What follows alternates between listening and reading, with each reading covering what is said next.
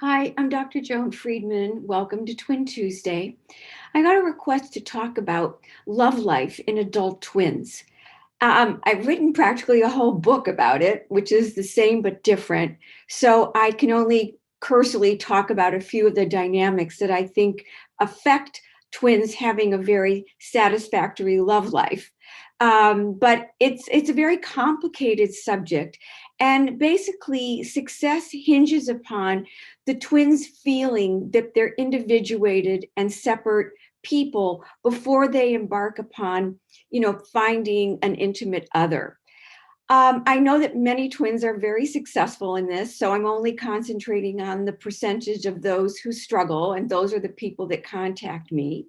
But I want to talk about the specific dynamics that can impact love life in twins, and then urge you to buy the book if you really want a more detailed explanation. So the first thing that happens is often, and this is mostly in identical twins, there's a loyalty conflict.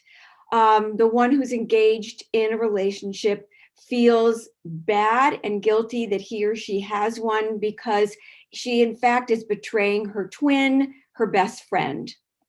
Another problem occurs when there's a sense of ridiculous and horrible competition. How is it possible that I can have a boyfriend and you can't? How untenable is it that you're getting married and I'm not? So this promotes, you can imagine, an enormous amount of rage and anger and resentment that needs to be worked through in order for their relationship to be able to become copacetic and peaceful again. And then there's the whole issue of over reliance or codependency. If one twin has been very, very over reliant on her twin to make her life easier and simple and make sense, then if she's abandoned by a sister who's going off to be with another person, this really feels like a horrible sense of alienation and betrayal, and something very difficult for the abandoned caretaking twin to handle and manage and understand. And finally, there's a whole issue of identity and fairness and equality. And if the twins had been brought up to feel that their lives are going to be equal, that they're going to have everything the same, that they're going to be married at the same time, they're going to live next door, they're going to make the same sort of salary, they're going to have the same number of children, they're going to have the same size house. If they've had these ideas and dreams, which of course are understandable when you're little.